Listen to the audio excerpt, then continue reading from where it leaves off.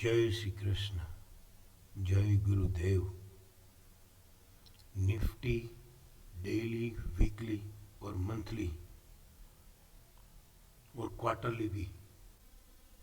चारों time frame की analysis करने की कोशिश करें तो डेली में निफ्टी ने जैसे ये टीएस सेल के घर में 15 सितंबर का टीएस सेल के घर में ही था और 16 सितंबर को ये FUB1 अगर किया था वो भी ट्रिपल रेड स्टार के घर में। तो फिर ये FUB से एक बार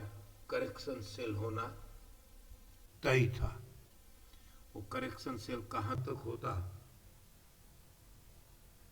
वो शिक्षा फॉर द मार्केट के फाउंडर और हमारे पूज्य गुरुदेव श्रीमान हिमांशु साहब ने हमको अच्छी तरीके से समझाया है। ये FUB का फॉलिंग 261 देखे तो 24778 और ये कंप्लीट टर्न अराउंड FUB का फॉलिंग 261 देखे जो कि विदाउट लेडर था। Complete turn around FUB without ladder होना और TS सेल के घर में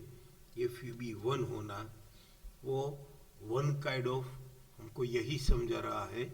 कि एक बार तो करेक्शन सेल होना ही चाहिए और ये करेक्शन सेल होते होते 24,621 का ही लो बनाया और वो आते आते वापिस उसकी मिरर इफेक्ट TS बाई के घर में FUS1 हुआ जो कि ये कंप्लीट टर्न अराउंड FUB तो हो गया था, विदाउट लेडर हुआ था तो उसको करेक्ट होना था, लेकिन ये TS बाई के घर में FUS होना और वही FUS और TS सेल के घर को वापिस FUS तो कर दिया लेकिन एक स्नेक के साथ कर दिया। तो ये जैसे शिक्षा फॉर द मार्केट के फाउंडर और हमारे पूज्य गुरुदेव हमको समझा रहे ये बॉटम प्लांटेड हो गया। तो ये बॉटम प्लांटेड कहाँ होगा 24,660 के पास। तो 24,660 TS सेल या तो फिर FUS1 का फॉलिंग 261 आ जाना और 24,626 तक आके 24,660 इसका लोअर से ट्रेड नहीं करना तो बॉटम प्लांटेड ही हो गया और 24,600 के पास एक बार तो स्क्वायर ऑफ करना ही चाहिए। हम सबको मालूम है ये कोई नया रॉकेट साइंस नहीं है। ये हाईलाइटेड हाई और हाईलाइटेड लो की भी बात करें तो यहाँ पे भी ये एक पुल बैक की साइन हमको समझ में आ रही है कि 24,660 के पास ये हाईलाइटेड लो हमको 25 सितंबर को ही मिल गया था और 26 सितंबर को ही उसने ये पुल बैक का साइन और हाईलाइटेड लोएस्ट लो दिया था। बल्कि ये stop and use two by से नहीं है लेकिन बैक टू बैक तो है। लेकिन वो सारी बातें सर समझाए तो अच्छा लगता है, सर एक्सप्लेन करे तो मजा आएगा और उसका लॉजिक वही समझा पाएंगे और समझा सकते हैं क्योंकि हम उसके शिष्य हैं, गुरुदेव नहीं है। लेकिन फिर भी ये दो बातें तो क्लियर है, बॉटम प्लांटेड और ये establish complete turn around FUB का फॉलिंग 261 आना तो एक बार तो सेल स्क्वायर ऑफ होना ही चाहिए। तो यहाँ से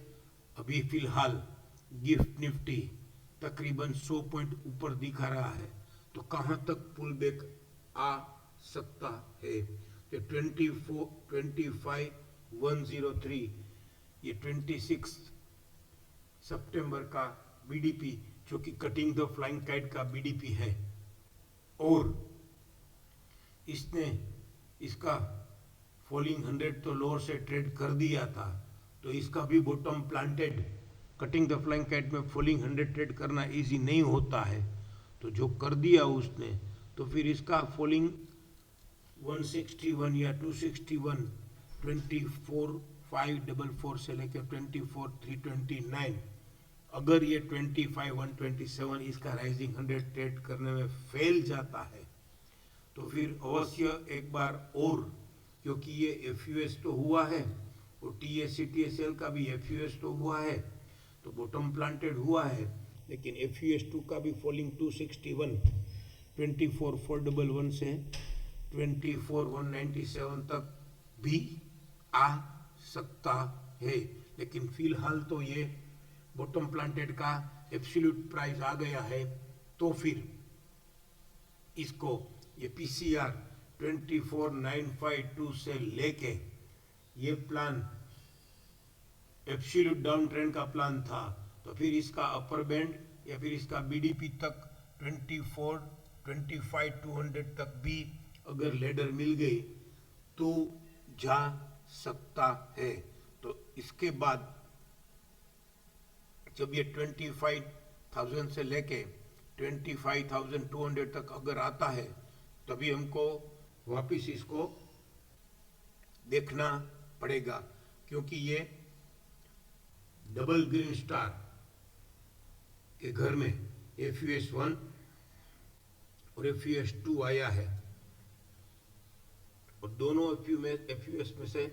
कोई भी एफयूएस कभी एस्टैब्लिश नहीं हुआ है, तो एफयूएस नॉन एस्टैब्लिश का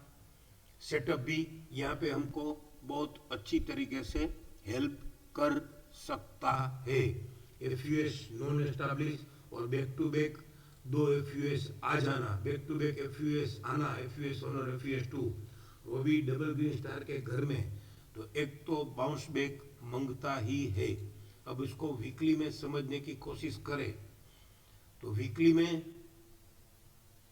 ये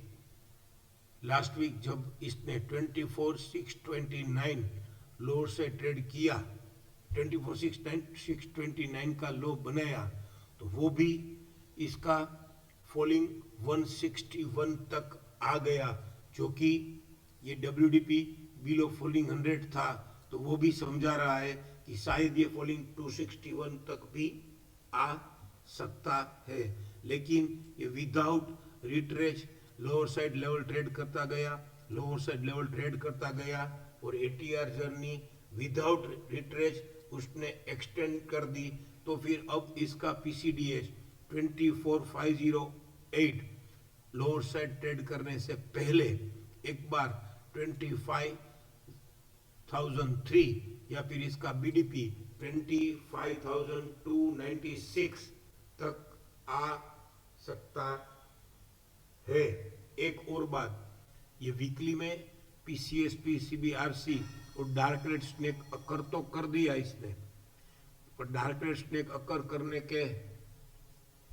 साथ अगर ये पीसीडीएस तोड़ने से पहले एक बार, क्योंकि ये सपोर्ट के घर में dark green director pattern dark green के घर में इसने ये स्नेक दिया है, तो एक बार ये पीसीडीएस तोड़ने से पहले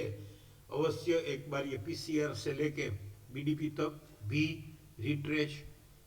पुल बैक हो सकता है। तो वहां तक पुल बैक होने के बाद हम उसको देखना पसंद करेंगे। अब मंथली में समझने की कोशिश करें, तो मंथली में भी ये स्टॉप एंड यूज सेल हो गया, जो कि हमने हमारी सिस्टम ने बहुत अच्छी तरीके से समझाया था। जैसे वीकली में ये without retrace lower side falling 127 तक चला गया, तो वीकली में फॉलिंग 127 तक जाने के बावजूद ये मंथली में अभी ये ड्रिफ्टिंग सेल 24,675 डाउन ट्रेंड का प्लान होने के कारण राइजिंग 38 से ही stop and use to sell या फिर ड्रिफ्टिंग सेल का लेवल हमको मिल सकता है। तो ये तोड़ने के साथ ये राइजिंग 23.6 तक आ गया है, जो कि वहां पे सेलिंग स्लीपिंग ब्यूटी में डब्ल्यूडीपी खड़ा है। तो जब तक ये 24,437 लोअर साइड ट्रेड नहीं करता है तब तक, और ये मंथ का 2 ही दिन बाकी है,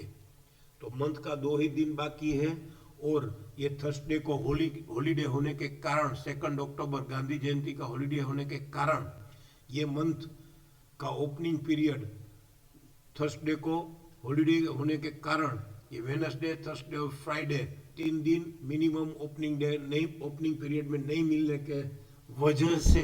पूरा नेक्स्ट वीक ओपनिंग पीरियड में ट्रांसफर हो जाएगा। तो वो भी हमको केयर करनी है। और ये मंथ खत्म होते होते ये 24/4/37 अगर लोअर साइड ट्रेड नहीं करता है,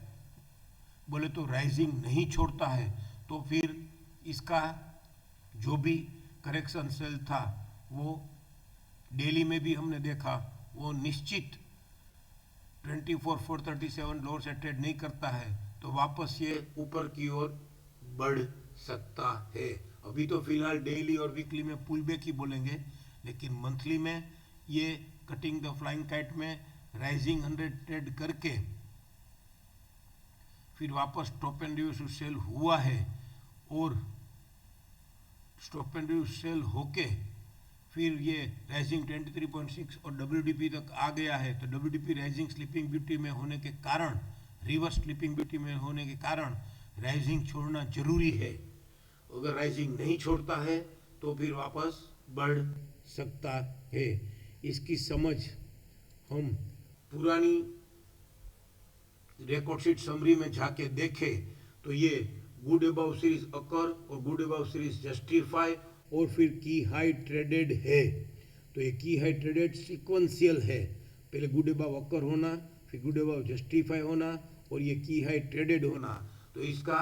मास्टर हाई 25,153 और की लो 24,404 ही है। तो 24,404 का एक दूसरा इंपॉर्टेंस है कि ये false bottom converted to strong bottom हो गया है। पैरोट ग्रीन कलर बोले तो हमने कई बार बात की है। तो ये किलो 24,404 ये जस्टिफाई गुड अबाउ का डार्क ग्रीन कलर से लिखा हुआ, की high traded good above justify का किलो और फॉल्स कन्वर्टेड स्ट्रॉन्ग बॉटम 24,404 जो कि मंथली का भी राइजिंग छोड़ने का प्राइस है। वैसे स्टॉप एंड सेल हो गया तो राइजिंग छोड़ना नहीं बोल सकते, लेकिन एक और ड्रिफ्टिंग सेल तोड़े तो ये 24,437 तोड़े तो फिर ये फॉलिंग 23.6 से लेके फॉलिंग 38.2 तक भी आ सकता है। लेकिन ये 2 दिन में अगर नहीं तोड़ता है, जो कि आज गिफ्ट निफ्टी के भाव से जो कि 100 पॉइंट ऊपर दिखा रहा है, तो उसके हिसाब से समझ में आ रहा है कि शायद नहीं टूटे, तो फिर ये आने वाले मंथ में अगर ICFC खुले तो फिर बेस्ट बाय माना जाएगा। और फिर ये वीकली में भी दूसरा अप डाउन के हिसाब से समझने की कोशिश करें तो ये 24,337 ब्लू,